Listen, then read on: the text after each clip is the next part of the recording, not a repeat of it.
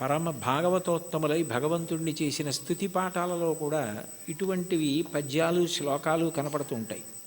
ఈ కీర్తనకి సంబంధించినంత వరకు ఎదురుగుండా ఉన్నటువంటి వెంకటేశ్వరుణ్ణి, తిరుమలలో విరాజమానుడైన వెంకటేశ్వర స్వామి వారి ఎదుట నిలబడి, అది కేవలం ప్రతిమ అన్న భావన కాకుండా ఆయన వెంకటేశ్వరుడే, ఆయన సాక్షాత్తు శ్రీమన్నారాయణుడే అన్న భావనతో అన్నమాచార్యుల వారు మాట్లాడుతున్నటువంటి కీర్తన. అంటే యద్భావం తద్భవతి. అసలు ముందు మనం ఆరాధన చేసే మూర్తి అది విగ్రహం కాదు, అది పరమాత్మ అన్న భావన మనకుంటే పరమాత్మగానే ప్రతిస్పందిస్తాడు. వెంకటేశ్వరుణ్ణి దర్శించినటువంటి అన్నమాచార్యుల వారు ఆయన సాక్షాత్ శ్రీ మహావిష్ణువే అన్న ఉద్దేశ్యంతో ఆయనతో మాట్లాడుతున్న కీర్తన. అందుకే నేను, నువ్వు, నన్ను చూచి నువ్వు అన్న మాటలతో ఆయనతో మాట్లాడుతున్న సంబోధనతో ప్రారంభమైంది. అందులో అంటారు, నన్ను చూచి హరి నువ్వు నవ్వకుండేవా.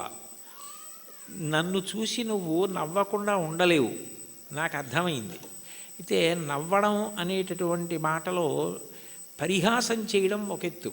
అంటే నువ్వు చేసేది తప్పు, నువ్వు చేసేది సరైన పని కాదు, అయోగ్యమైనది, అనౌచిత్యమైనది అన్నప్పుడు పరిహాసాస్పదంగా ఆయన నవ్వడం వేరు. వెంకటేశ్వరుడి నవ్వు శుచిస్మిత.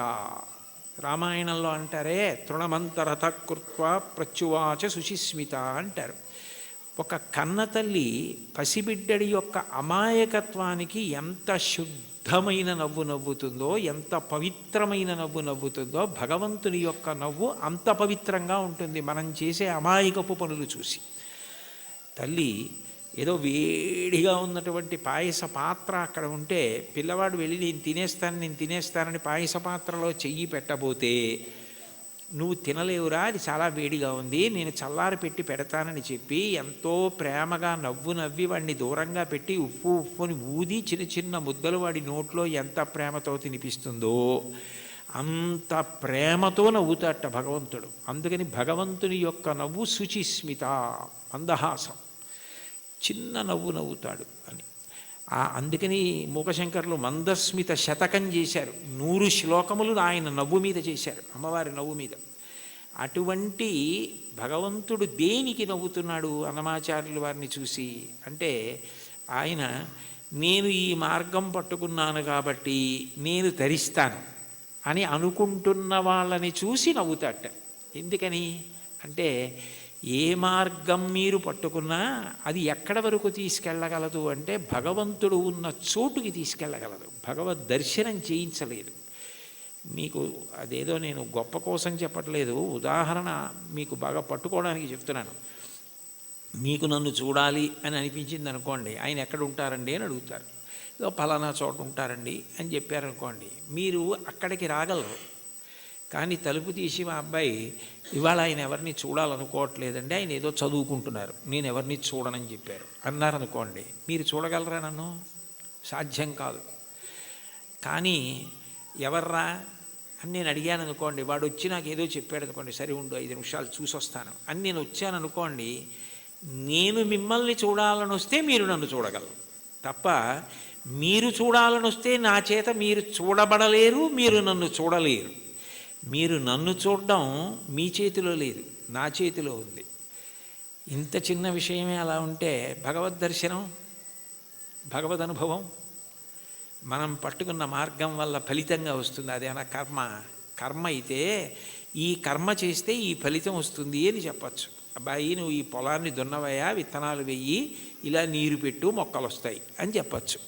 భగవన్మార్గంలో నీవు ఈ మార్గాన్ని పట్టుకుంటే నీకు తప్పకుండా భగవద్ దర్శనం అయిపోతుంది, మోక్షం పొందగలవు అనుకుంటే అందులో ఎప్పుడూ 2 అంగుళాలు తక్కువ వస్తుంది. నేను చేస్తున్నాను కర్తృత్వం, దాని చేత ఈ ఫలితం వస్తుంది ఒక ఆశ. ఈ 2 మనసులో ఉండి పాటించిన ఏ పద్ధతి కూడా భగవంతుణ్ణి పూర్తిగా చేరనివ్వదు. అదే భాగవతంలో ఉలూకల బంధనం. యశోద ఎంత ప్రయత్నించి కృష్ణుడి బొజ్జ కట్టేద్దామని తజ్జనని లోగిటంగల రజ్జు పరంపరల తేవంగా ఆ బొజ్జ తిరిగి రాదయ్యే జగజ్జాలములున్న బొజ్జ కట్టందరమే. ఎన్ని తాళ్ళొచ్చి ముళ్ళేసి చుట్టూ తిప్పినా 2 అంగుళాలు తక్కువ వస్తూనే ఉంది. ఏమిటి 2 అంగుళాలే తక్కువ వస్తుంది, ఇన్ని తాళ్ళు ముడేసి పొట్ట చుట్టూ తిప్పినా పొట్టకి తక్కువ అవ్వకూడదు కదా, ఎన్ని తాళ్ళు కలిపి ముడేసినా 2 అంగుళాలే తక్కువ అన్న ఆలోచన ఆవిడికి రాలేదు. ఆవిడ మరిచిపోయింది. ఆవిడ ఇందులో నిమగ్నమైపోయిందంటే ఆయన్ని కడదామనుకుందంతే. అప్పుడు ఆయన కట్టబడ్డాడు. మీరు జాగ్రత్తగా తెలుసుకోవాలి, ఆవిడ కట్టలేదు.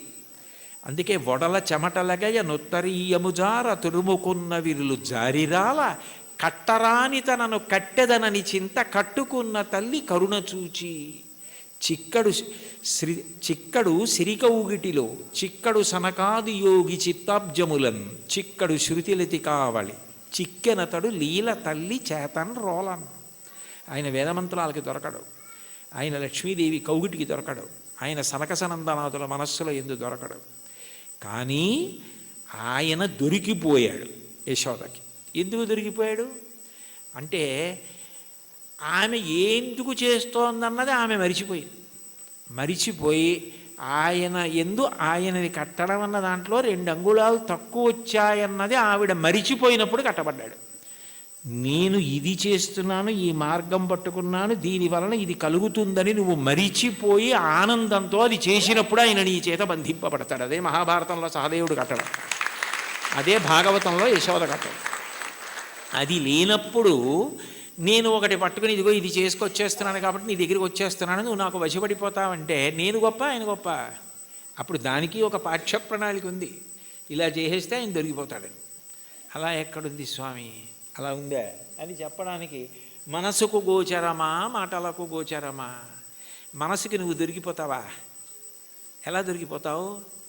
పటకార అంటారు లోకంలో. పటకార అంటే కింద మరుగుపాల గిన్నె ఉంటుంది, పైన నా చేత్తో పట్టుకుంటే పటకార ఏం చేస్తుంది? మరుగుపాల గిన్నెని పట్టుకుంటుంది. నేను గట్టిగా పట్టుకుని పక్కన దింపేస్తాను మరుగుపాల గిన్నెని. ఆ మరుగుపాల గిన్నెని పట్టుకున్న పటకార నేనే పట్టుకుంటున్నాను మరుగుపాలని అనుకుంది అనుకోండి, నేను పైన పట్టుకోవడం మానేశాను అనుకోండి, పట్టుకోగలదా? నేను పట్టుకుంటుంది కాబట్టి దాని పేరు పటకారని పేరు. ఈశ్వరుడి యొక్క చైతన్యము పడితే మనసు పనిచేస్తుంది. అసలు ఈశ్వర చైతన్యం పడకుండా మనసు ఎలా పనిచేస్తుంది? సంకల్ప వికల్పములు ఎక్కడి నుంచి వస్తాయి? నానాఛిద్రఘటోదర స్థిత మహాదీప ప్రభాభాస్వరం జ్ఞానం యస్యతు చక్షురాదికరణ ద్వారా బహిస్పందతే జానామీతి తమైవ భాంతమనుభాచ్యే తత్సమస్తం జగత్ తస్మై శ్రీ గురుమూర్తయే నమ ఇదం శ్రీ దక్షిణామూర్తయే అంటారు దక్షిణామూర్తి అష్టకంలో. మనసు మాత్రం ఆయన ప్రభావం, వాక్కు ఆయన ఇచ్చినది. నేను ఇప్పుడు దీనికి ఇలా వ్యాఖ్యానం చేయాలంటే నేను ఎన్ని రోజులు చదువుకురాను దాన్ని? ఇక్కడ ఉన్న సమయాన్ని బట్టి ఏదో చెప్పాలంతే. నాకేదో భావన వచ్చిందనుకోండి, ఆ భావన నాలో కదిలినప్పుడు మూలాధార చక్రం దగ్గర నుంచి పైకొచ్చిన గాలి బ్రహ్మరంధ్రం దగ్గరికి వెడితే నువ్వు అట్లా నిర్గమించకూడదు, సమయం రాలేదని వెనక్కి తోసేస్తే నోటిలోకి వచ్చి నిలబడిన వాయువుని నాలుక కదిలి నొక్కితే సొట్టలు పడి గాలి అక్షరములై నా నోట్లోంచి బయటకు వస్తున్నప్పుడు అక్షరములు పదములై పదములు వాక్యములై నా భావనని పట్టుకుని ఆకాశగతమై వచ్చి మీ చెవులలోంచి లోపలికి వెడితే నా భావాలు మీ భావాలు అవుతున్నాయి. సభాభ్య సభాపతిభ్యశ్చ భో నమో నమో. అది చేస్తున్నవాడెవరు? నేను మాట్లాడుతున్నానంటే అర్థం ఎక్కడుంది దానికి? ఇది నేను వెళ్ళిపోయిన తర్వాత నేనే చెప్పాను వ్యాఖ్యానం అంటే ఇది అది చెప్పింది, నేను చెప్పింది అది చెప్పింది. ఇది నాకు మైకు, నేను ఆయనకి మైకు. లోపల నుండి ఆయన చెప్తే నేను మైకు తప్ప నేను చెప్పడం ఏంటి?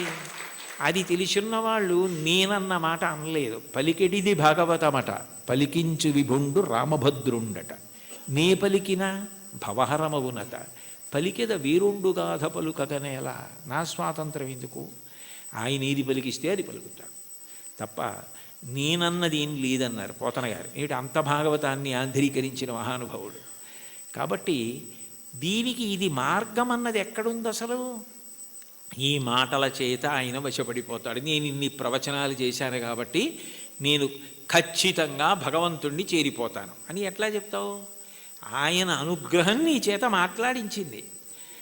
నీవు మాట్లాడడంలో నిన్ను నువ్వు మరిచిపోతే మాట్లాడడం నీ నిప్పి మరిచిపోవడానికి నీ బాధ మరిచిపోవడానికి కూడా కారణమైపోతాయి. నిజంగా నీకేదో నిప్పిగా ఉంది, అయినా మాట్లాడడంలో నువ్వు ఆ నొప్పి మరిచిపోతున్నావు.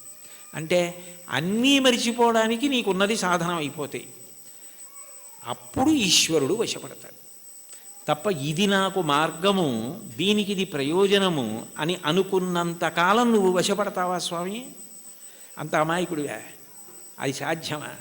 అంటే ఆ మైమరుపు రావాలి. అందుకే మీరు చూడండి, తన్మయుడైపోయాడండి అంటారు. తన్మయుడైపోయాడండి అన్న మాటకు అర్థం ఏమిటి? తత్ యందు మయమైపోయాడు. ఏమంటే మరి దొంగ మీ జేబులోంచి డబ్బులు తీసేస్తుంటే మీకు తెలియలేదా అన్నారనుకోండి, ఆ శోభారాజు గారు కీర్తన పాడుతున్నారండి, దాంట్లో తన్మయం అయిపోయానంటాడు. అంటే మనసంతా ఆవిడ కీర్తన యందు మగ్నం అయిపోయింది. దొంగ జేబులో చేయి పెట్టడం కానీ డబ్బులు తీయడం కానీ తెలియలేదు. చర్మానికి స్పర్శ ఉండదా? ఉంది. కానీ ఎందుకు తెలుసుకోలేకపోయింది? అంటే మనసు పాట యందు తన్మయం అయిపోయింది. అలా నువ్వు ఏది చేస్తున్నావో దాని ద్వారా నువ్వు తన్మయమైపోతే అప్పుడు ఈశ్వరుడు వశపడతాడు. తప్ప ఇది నేను ఇంత బాగా చేస్తున్నానని నువ్వు నీకు పొగుడుకోవడం అలవాటైపోతే, ఇది నేనే చేస్తున్నాను అనుకుంటే నువ్వు బాగా చేసుకుంటున్నావు కదరా, చేసుకో అంటాడు. అది తన్మయానికి కారణమై, అందుకే చిట్ట చివరికి ఏదైనా ఎక్కడికి వెళ్ళాలి అంటే మౌనమునందు పర్యవసించాలి. చిట్ట చివరికి సంగీతము నాదమునందు, శబ్దం ఎక్కడ పుడుతోందో అక్కడ లయమైపోతుంది. నాదతను మనిషం శంకరం అంటారు త్యాగరాజస్వామి. అందుకే ఆ నాదము శంకర శరీరము, దాని యందు లయం అవ్వాలి. ఇక్కడ ఉన్నారు కదా మంజు భార్గవి గారు, శంకరాభరణంలో ఆయన ఏదో ఉరిమి ఉరుములు మెరిసే మెరుపుల చిరుచిరు నవ్వులు కాబోలు, సరిసరి నటనలు కాబోలు అని పరవశాన శిరసూగంగా ధరకు జారెన శివగంగ నాగానలహరి నువ్వు మునుగంగా అని పరవశించిన పరమశివుడు తల కిందకి జింపి చూస్తేట గంగ కింద పడి ఈయన తడిసిపోయేట. ఈయన గానలహరిలో ఆయన మురిగిపోయేట.